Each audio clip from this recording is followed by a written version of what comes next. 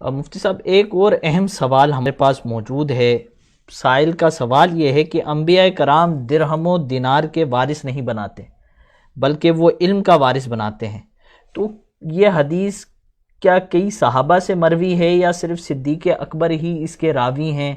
اور کن کن کتابوں میں یہ حدیث موجود ہے؟ یہ بڑا آج کل خاص موضوع چلا ہوا ہے، اس حوالے سے کئی سوالات کیے جا رہے ہیں۔ تو دیکھیں، سب سے پہلی بات یہ ہے کہ اگر بالفرض ہم تسلیم کر بھی لیں، اول تو ایسا تسلیم نہیں ہے کہ سیدنا صدیق اکبر رضی اللہ تعالی عنہ سے یہ حدیث پاک مروی ہو، تو اس کا مطلب کیا ہوا کہ نعوذ باللہ سیدنا صدیق اکبر رضی اللہ تعالی عنہ نے بلا تحقیق تفتیش کے اس حدیث پاک کو آگے بیان کر دیا؟ اول تو ایسا ہے ہی غلط۔ امام شمس الدین ذہبی رحمۃ اللہ تعالی علیہ نے اور دیگر علماء نے اس بات کو لکھا کہ سب سے پہلے حدیث کو لینے کے اندر احتیاط برتنے والی شخصیت یہ حضرت سیدنا ابوبکر صدیق رضی اللہ تعالی عنہ کی ذات کی ہے۔ آپ دیکھیں کہ صدیق اکبر رضی اللہ تعالی عنہ اعلان نبوت سے پہلے نبی پاک صلی اللہ علیہ وسلم کے ساتھ رہتے تھے۔ 16 سال کی آپ کی عمر تھی، اسی وقت نبی پاک صلی اللہ علیہ وسلم سے آپ کی دوستی ہوئی اور آخر عمر تک آپ حضور پاک صلی اللہ علیہ وسلم کے ساتھ رہتے رہے، لیکن اس کے باوجود ان کی احادیث کی تعداد آپ کو بہت تھوڑی ملے گی۔ بالکل کیوں؟ حالانکہ بلا شبہ آپ نے سب سے زیادہ حدیث نبی پاک صلی اللہ علیہ وسلم سے سنی ہیں، کیونکہ رہے سب سے زیادہ آپ نبی پاک صلی اللہ علیہ وسلم کے ساتھ ہیں۔ تو ایک تو اس لیے کہ آپ نبی پاک صلی اللہ علیہ وسلم کے زمانے کے بعد، وصال فرمانے کے بعد آپ رضی اللہ تعالی عنہ یہ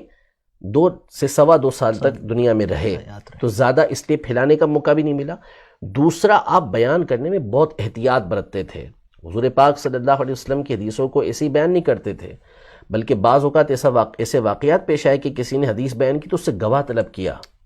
کہ اس میں گواہ لے کر آؤ۔ تو کیا ایسے ہی حضرت ابوبکر صدیق رضی اللہ تعالی عنہ اس حدیث پاک کو بیان کر دیں گے؟ اگر بالفرض آپ سے ہی حدیث پاک مروی ہوتی تو بھی آپ تحقیق و تفتیش کے ساتھ ہی اسے بیان کرتے۔ نمبر 2، اگر آپ نے اس کو بیان کیا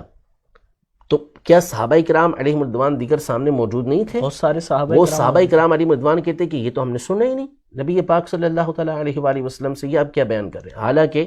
کسی نے بھی ایسا نہیں کہا۔ دوسری بات یہ کہ یہ معاملہ، یہ والی حدیث مبارکہ، یہ تقریباً 13 صحابہ کرام علیہم رضوان سے مروی ہے، اور اجلہ علماء جنہوں نے حدیث متواتر، یہ وہ حدیث ہوتی ہے کہ جس کو اتنے لوگ روایت کرتے ہیں کہ ہم تصور نہیں کر سکتے کہ یہ لوگ جھوٹ بول رہے ہوں، سارے کے سارے ایک بات کے اوپر جمع ہو گئے، اور پھر ہر دور کے اندر اتنے افراد موجود رہے ہوں کہ جنہوں نے یہ حدیث مبارکہ اتنے ہی افراد نے آگے روایت کیا ہو کہ ان کو سن کر نہ لگے کہ یہ جھوٹ پہ جمع ہو سکتے ہیں، ایسا ہو نہیں سکتا۔ تو 13 صحابہ کرام علیہم رضوان ایک بہت بڑی تعداد ہوتی ہے جنہوں نے اس حدیث پاک کو بیان کیا، اور ان میں سے 8 تو وہ صحابہ کرام علیہم رضوان ہیں جو عشرہ مبشرہ سے تعلق رکھتے ہیں۔ حضرت سیدنا ابوبکر صدیق رضی اللہ تعالی عنہ، حضرت عمر رضی اللہ تعالی عنہ، حضرت علی رضی اللہ تعالی عنہ، صحابی 8، جی حضرت علی رضی اللہ تعالی عنہ، حضرت طلحہ بن عبید اللہ رضی اللہ تعالی عنہ، حضرت